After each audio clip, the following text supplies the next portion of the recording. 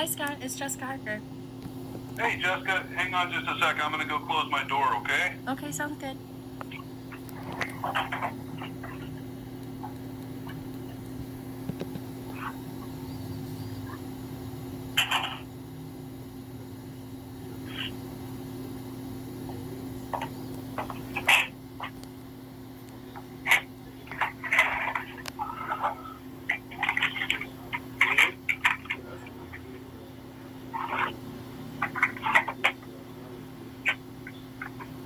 How you doing? You staying cool? Yeah, I'm good. It's very hot over here, that's for sure. Hey, I'll try to answer some of your recent questions first of all, if that's okay. Yeah, sure. All right, here, just give me a second. I printed out some of these emails.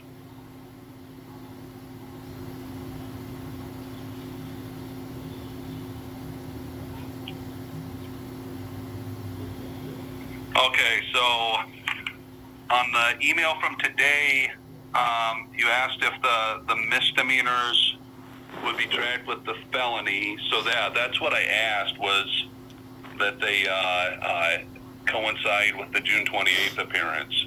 Now, that doesn't mean that it changes them in a felony in any way, or if there was like a failure to appear that they'd convert to a felony or anything like that.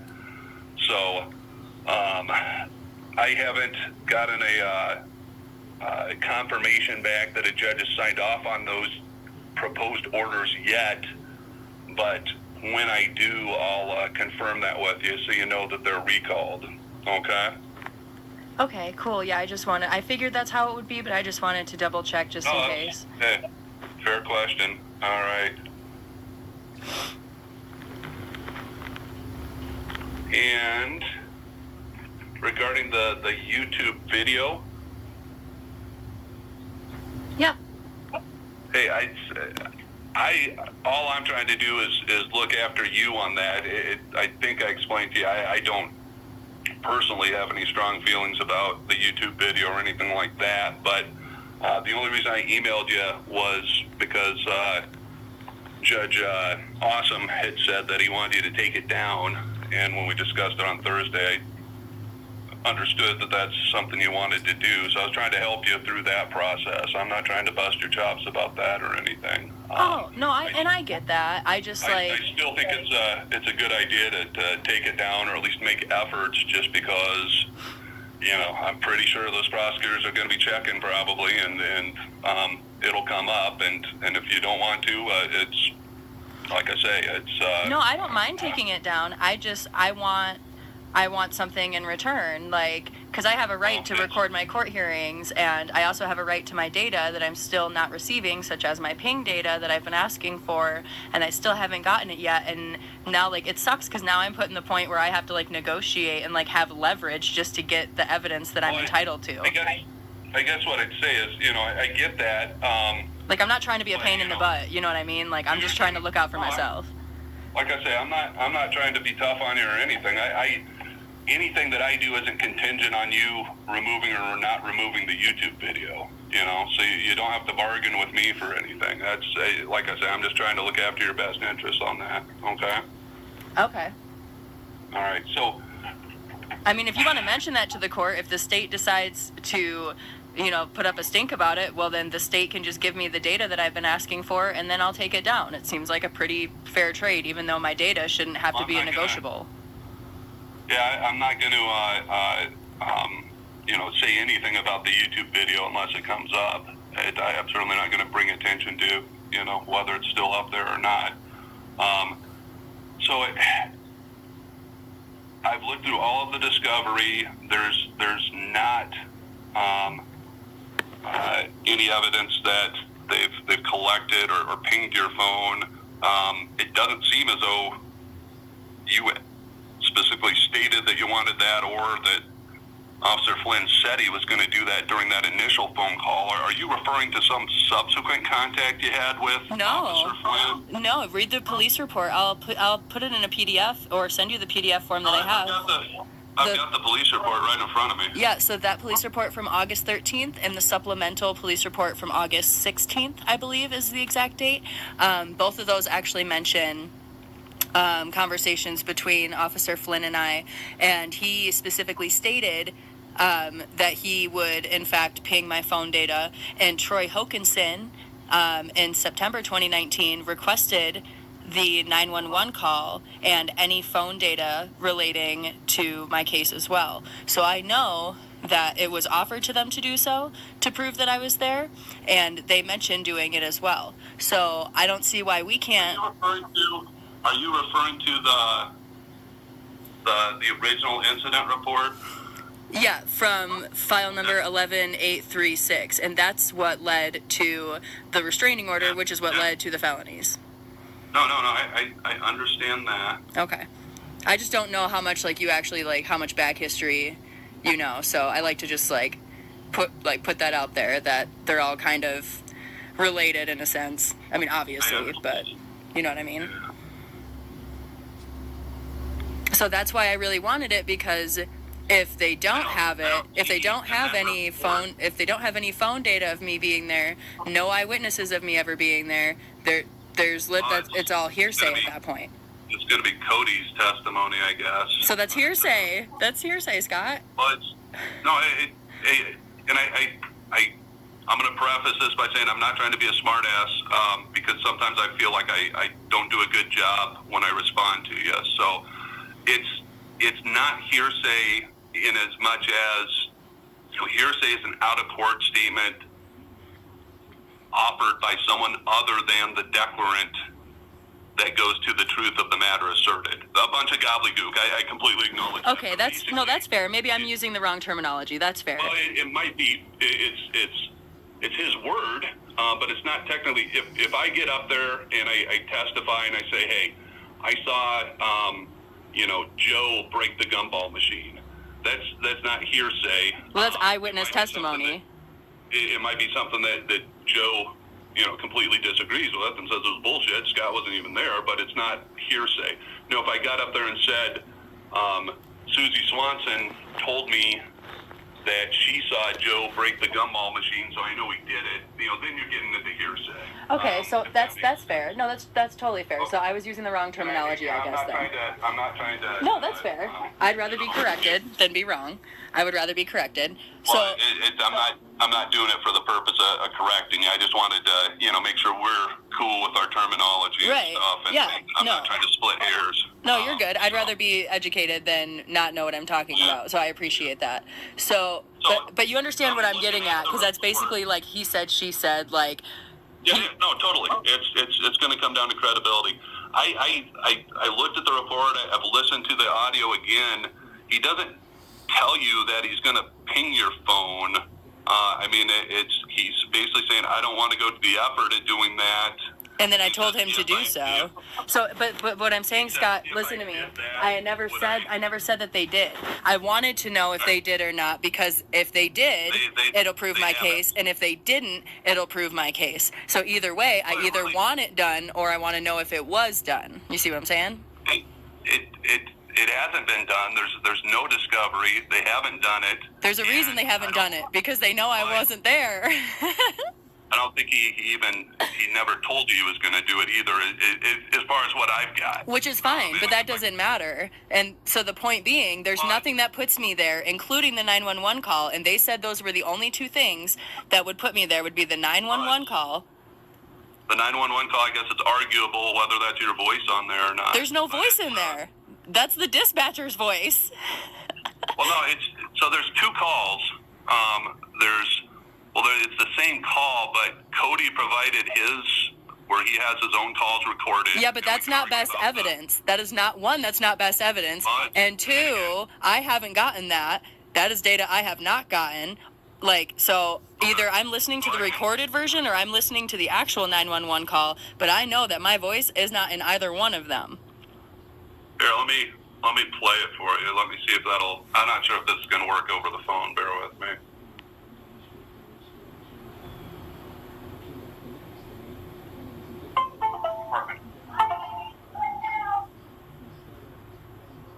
It's probably going to be really poor. I can hear my son's voice in the beginning. That was my son's voice. Okay, so you've heard the same thing that... No, I've never heard that. I've never heard that. I just know that that's my son's voice. The recording I have doesn't even have my son's voice in it, but I know my son's voice. Okay, hang on a sec. I'll try and play it again since it sounds like you can kind of hear it.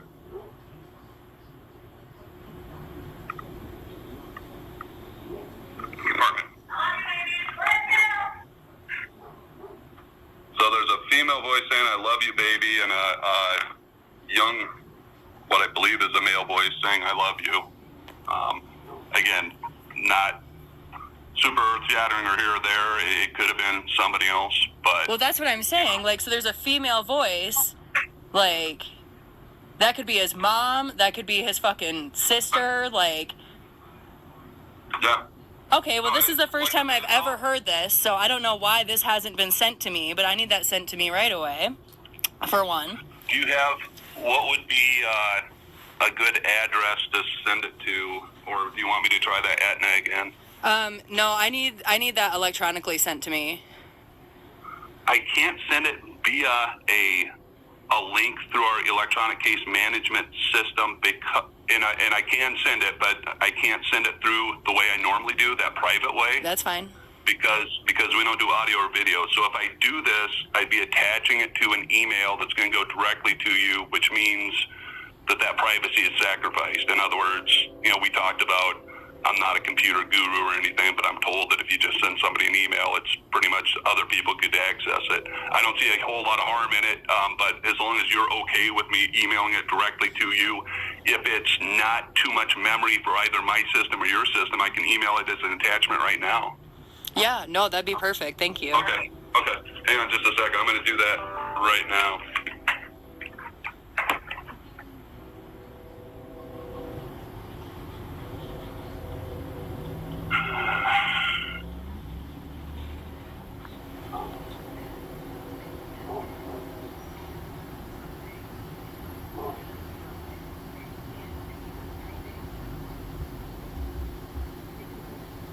To the Royal White Rabbit Hunter Yeah, that's email fine. account? Yeah. Okay.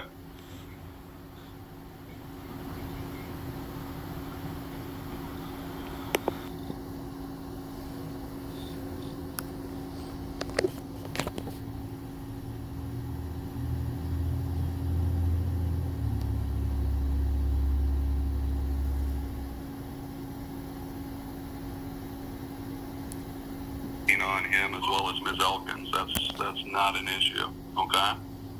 Okay.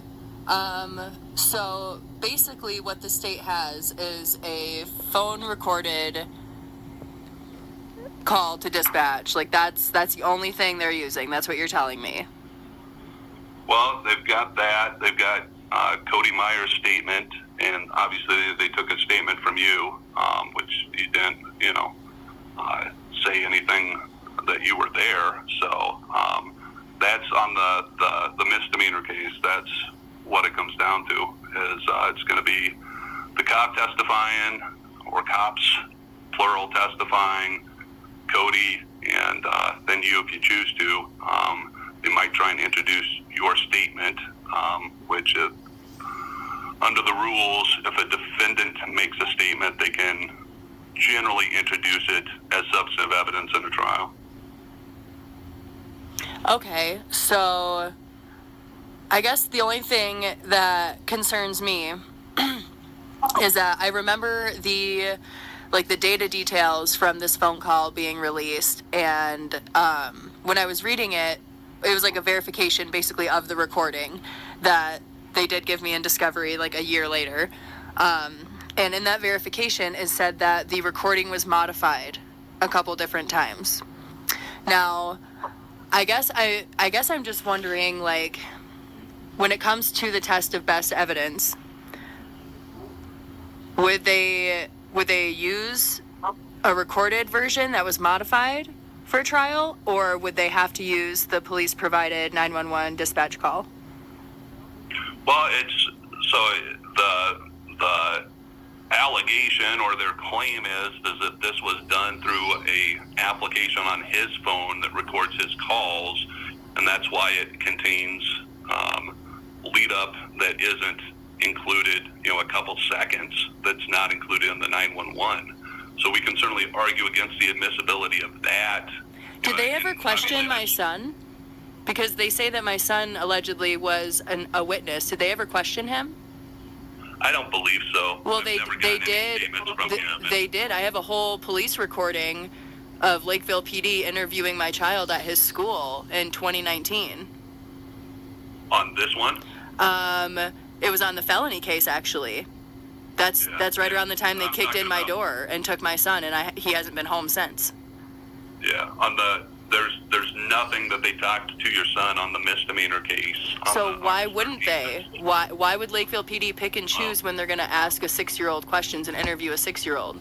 Because if they're using my 6-year-old to pin me with felonies to the point where they can pose as Amazon delivery drivers and kick in my door and steal my son, why wouldn't they? I don't think they're planning on calling your son as a witness.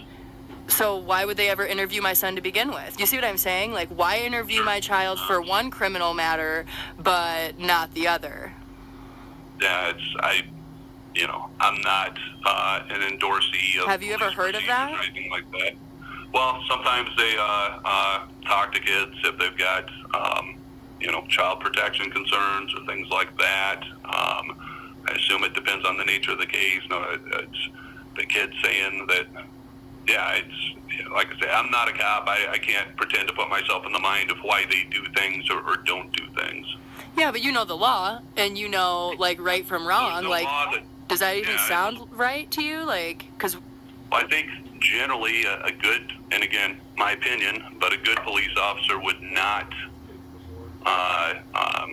if it's necessary, they'd probably talk to a 5-year-old. If they deem that it's not necessary, they probably wouldn't.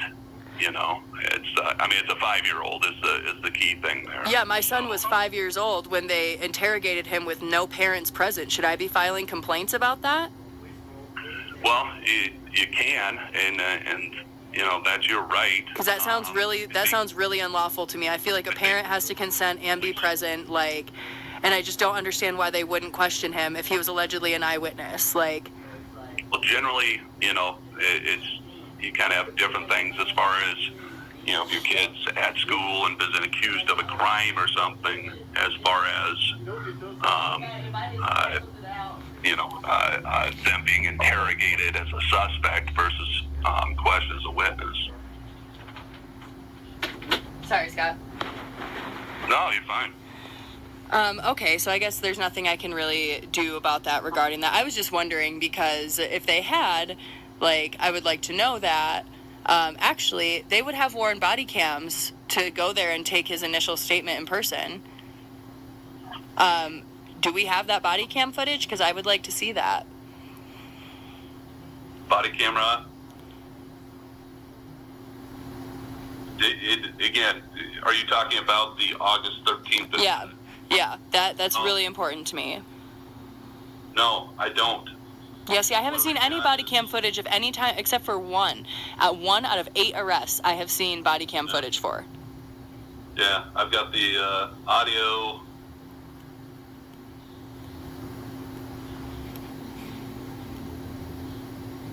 No, there's not body camera. Well, let me double check.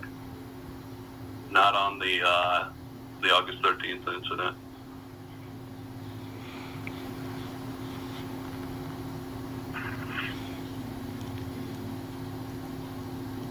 But I will double check that with my Sue. She's got the file box. I guess I'm just I'm confused on where they try going with this, because if that's the only thing they have is an audio recording of random voices, and the only person we can actually verify is Cody.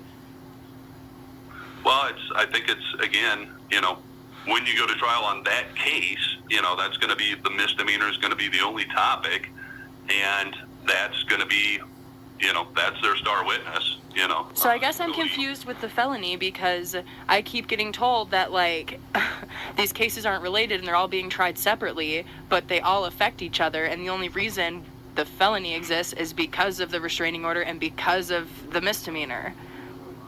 Mm-hmm. I guess I'm not understanding why they all have to be tried separately, but if one of them gets dismissed, they all wouldn't be.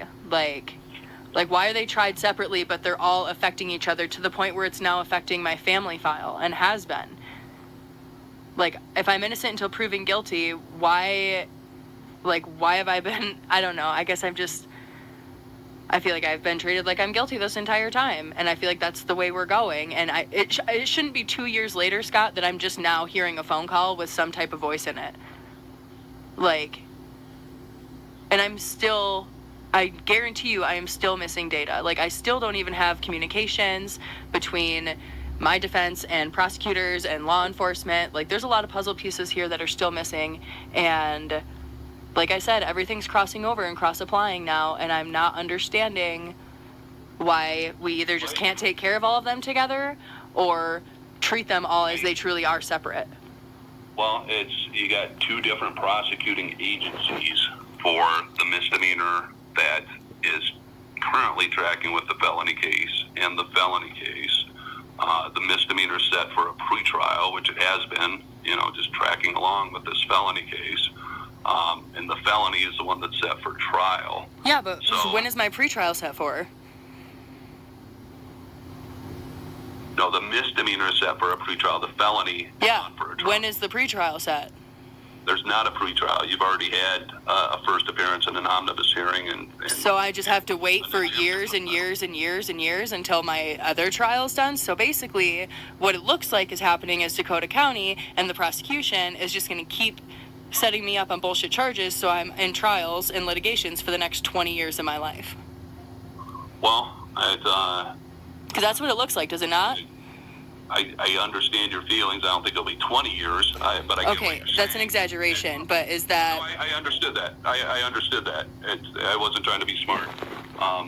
I hear what you're saying. Here's I guess the situation is, once we try the felony case, if you want to, we can demand a speedy trial on the misdemeanor case. That's within 60 days. I should have already had one. Nothing should be put on hold because one is, like... I don't even meet the statutory requirement for a felony. They're not willing to drop it down to anything less than that. I've never even had one. Like, I have no record. And now I have to wait years and years to be tried on a misdemeanor? Like, do you see how this ruins people's lives? Like... I certainly understand. Like, it's so hard to get housing and jobs and, like, dealing with stuff like this. Like, and I know that's intentional, too. I know it's exactly why they hit me with a felony. So they could make it so I couldn't survive on my own. Like, that it's really disheartening that I have yet to get a fair and speedy anything. This has gone on for 2 years. I've had 3 pretrials. I've had a jury trial. Like, now we're going on round 2, and all the state has is a phone call. All they have is some cherry-picked police reports. Like... and me going to my son's school and, like, being a mom and picking my son up and dropping him off, like, you've got to be kidding me. Like, this should not be happening. And that's what frustrates me, is I feel like we really should be pushing for dismissal, because you and I both know that that is not proper procedure. Like, that is not how this is supposed to go down. And so what, they're going to keep my kid away from me in the family file until the prosecution decides to quit filing frivolous criminal charges against me? Like, is that the plan here? That's the intention? Like, because that's what it sounds like, and that's what it looks like, and that's what's been happening. Like, do you see how this is not fair and equal treatment? Like, my ex has spent less time in jail than I have, and he has a laundry list of convictions. And I've spent more time in jail than he has. Just that alone. Like, that should be alarming to at least somebody. Because that's really alarming to me. I just want to know what to do here, because I feel like even though you tell me you're on my side and you're making, like, moves to do the right thing here, I feel like it's a racket. It's all set up for me to fail. Like, either way, we're so far in, it's so far deep and gone. Like, well, I don't know what... All I can do is keep working, I'll do my very utmost to work with you to prepare for trial. But that's what I don't understand, is why are we so set on preparing for a trial when we both know it should be dismissed? That's coming up on June 28th. But that's why I want to prepare for trial. No, I understand that, but what I don't understand is why, like, we aren't making these very logical points, like, apparent to the court well beforehand, before we waste more tax-paying dollars on yet another trial that doesn't need to happen. Like this, Well, this is misappropriation, Scott. Like the public pays for this. Like, and the public pays for you. That's the probable cause motion that was denied. That doesn't mean it shouldn't be reheard by the hearing judge. That was a whole different judge. That wasn't even assigned. You know how many judges I've had on this case, Scott? I've had like 8 judges. Mm-hmm. 2 of them are retired. Yeah. Like, I feel like that's a very logical argument, that if this judge is going to decide my fate and or be the presiding judge, he at least should have the ability to approve or deny probable cause. I think that's a very reasonable request. I mean, tell me if I'm wrong, and that sounds weird, but I think that sounds pretty logical. Well, there's not a statutory entitlement that you have the same judge determine probable cause as the judge that sits for trial. But is it, there might not be like a statutory requirement. However, what I'm asking is it plausible for consideration? Because I think as a defendant, that sounds pretty fair. I think that a judge who reviewed this, over a year ago, who's not even associated or related to the case, and just made a whimsical decision during the middle of COVID, you know what I mean? Like, I think that a second opinion is a totally fair request, and I don't think it would take much to request that, and I think Judge Awesome would understand that, and I would rather the presiding judge tell me that he either finds or doesn't find reason for probable cause. I would feel more comfortable as a defendant who already has not been treated fairly to at least have that happen, so that he is presented with the true facts and with or without the proper evidence, so that he can make an educated decision and it truly can be a fair trial. I don't know as I've got the ability to do that, but I will do research to determine if there's any way I can re-argue probable cause. Is that fair? Yeah, that would be totally fair. Absolutely. And again, I'm saying this in good faith because I don't want to be the attorney that's always saying no to you. So I will. I'll look at case law and statutes and see if there's a mechanism by which I can do that, and I'll make a good faith effort. And I mean, worst case, like if we just have to write up like a generic correspondence to the court and give it to the state as well, just to ask, like it can't hurt to ask. Well, part of being an attorney is I'm governed by, following rules and things like that. Everybody that represents themselves, the judge will oftentimes hold up the rules of criminal procedure, something. Hey, you got to understand these things because attorneys do, and that's sometimes they try and talk people out. So I'm using that as an example, but hey, if the state and the prosecution can write correspondences, we can. Yeah, well, I can't bring a motion without a procedural reason to do so. Venue to do so. Yeah. And again, I'm not trying to be disagreeable with you. No, I get it. I know it probably seems that way, but I'm really not. So I'll look into that. And let me go back to, so I'm concerned about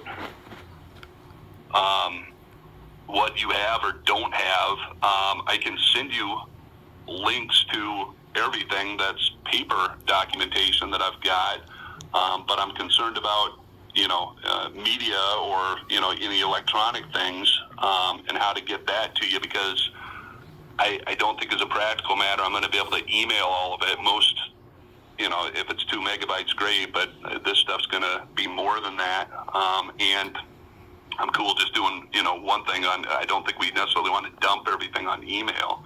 That being said, I get that you got to get this in a relatively quick way. Is there a way I can get this to you? Like, I've got some time tomorrow. I'll burn stuff to a stick drive or something like that. I can 2-day mail it to you. Any address you want. I can try that. And again, it's just as a practical matter. I think there's going to be more than can be, emailed. Well, if you have like Google Drive or Dropbox, you can just put it all into a folder and then just send it to me that way. I don't have those. Okay. Those things. Yeah, I mean, if you want to physically mail it to me, you can. If that's, like I say, it's, again, my concern is you not having everything, because I want you to have everything. What, you want me to use the Aetna address? No, I mean, if you wanna mail it to Colorado, you're welcome to. You tell me what you want. I think I want to get it to you, I guess, is the bottom line. Well, yeah, the only problem is I'm obviously not there right now, and it'll take me days to get it from my sister to even have her send it to me, and it'll just be a nightmare. Sure. So, yeah, I'd rather No, just have like you I mail said, it to me. Have it mailed to you, Colorado, that's fine. Yeah. What's the address there? 203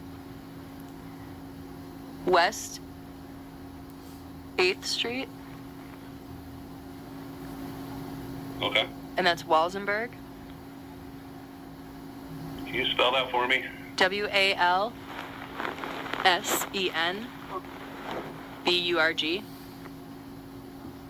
Okay. And What's that's the zip there? 81089. Okay. Okay. I'll work on that later today and tomorrow, and I'll run it down to the post office and get it sent to you some sort of priority mail, like 2-day or something like that, okay? Okay. You know,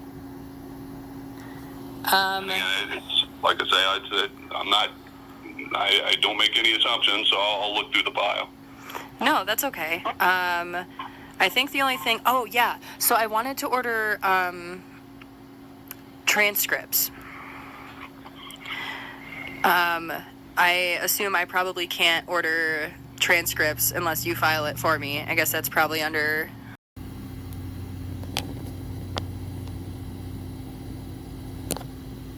Considered to be, necessary to provide an adequate defense is the standard. Right, so that's why I'm asking, you have a right to get them yourself. You probably be required to pay for them. Unless I file an IFP. Because if I have a public defender, and they'll grant an IFP. That it's going to be between you and the court reporter. Yeah, I've been through this process before. You can certainly ask, and again, I'm not trying to what would happen would be, and unfortunately, the only way it would happen is if you're convicted. Then if you appeal that and you utilize the state public defender's office, then they obtain transcripts for the trial and generally any relevant pretrial hearings. Okay, so yeah, I'll handle that because I'm used to that. I just wanted to ask just in case if I needed to go through you or if I could just do that independently on my own. So I'll just go that route, and if I have any issues, I'll let you know. As long as you're not violating any court orders as far as contacts or anything like that, you're good. You don't have to go through me. Okay. Well, I try to file things and they don't let me without you. So, and I'm going to e-file my transcript order. So that's why I asked, because I didn't want it to get shot back right away without them even realizing it's an order for transcript kind of thing. Well, if you've been ordered not to e-file it, that probably would not work. No, I haven't been ordered to e-file. I've just been... No, I'm saying if you're not allowed to e-file, then e-filing, no matter, even if it's regarding a transcript, I assume they'll probably will just reject that automatically. Oh yeah, no, I'm not banned from e-filing. I just have to file things through you, kind of thing. But okay, we can move on from that. So I can, on the 28th, I can certainly notify Judge Awesome that you'd like to have transcripts of prior hearings and have him specify what mechanism that's supposed to be done under if there's any roadblocks. Oh yeah, that'd be cool. Because I kind of brought that up at our last hearing, and I was like, well, I tried to send him the complaint as well, but they rejected it or whatever. So I was hoping that condition of release would have been modified. But yeah, if we could, or find a way to get the transcript, that would be awesome.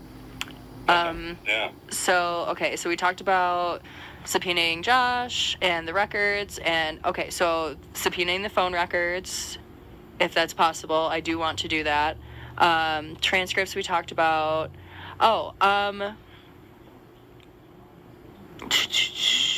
And you haven't contacted Madison yet, right? Have not. Okay. I'm gonna put a subpoena on her. Okay. And then, so nobody's interviewed her to the best of your knowledge? Correct. I can't talk to people alone because then that potentially makes me a witness, but I can try and get her on the phone and get a statement from her. Okay. I just need to have a staff person with me. Okay, no, that's totally fair. I understand that. And then... And I will do that, or I can't guarantee you she's going to answer or talk to me, but right. I'll try, obviously. So is there a way that we can find out, because I know the relative like time frame, is there a way that we can find out if Lakeville PD in fact contacted my witness after and or like knowing that she was my witness? Is there a way that like we could find any communications from them to her?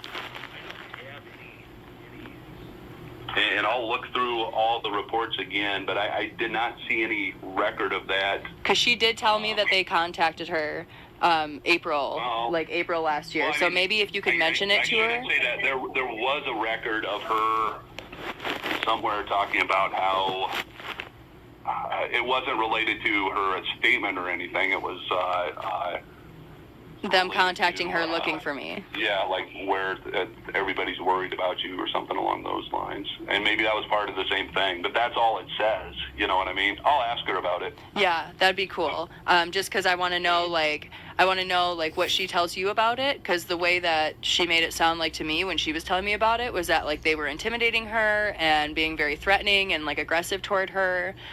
And obviously, as my witness and my alibi, that's the last thing we need, is to have an intimidated witness. Yeah.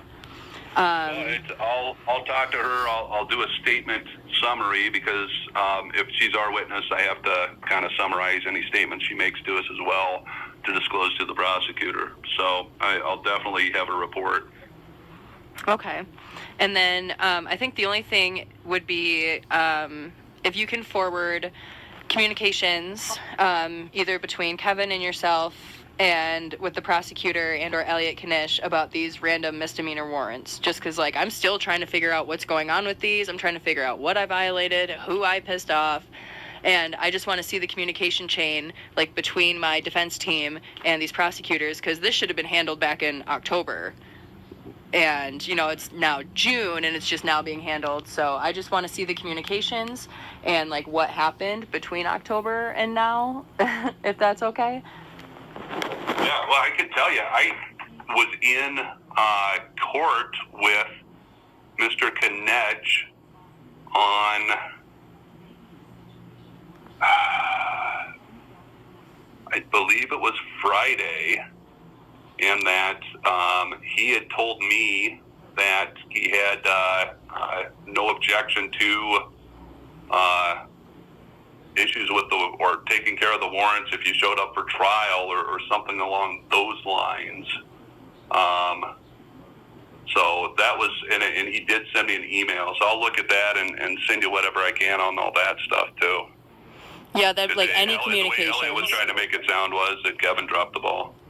Oh, yeah, and he really did. And it's really unfortunate because, like, I've been trying to, like, handle all this, and I had a hearing in my family file back in January, and these 8 warrants are what they used against me to not be able to see or talk to my kid. So had Kevin not dropped the ball, I could have had my kid back since months ago.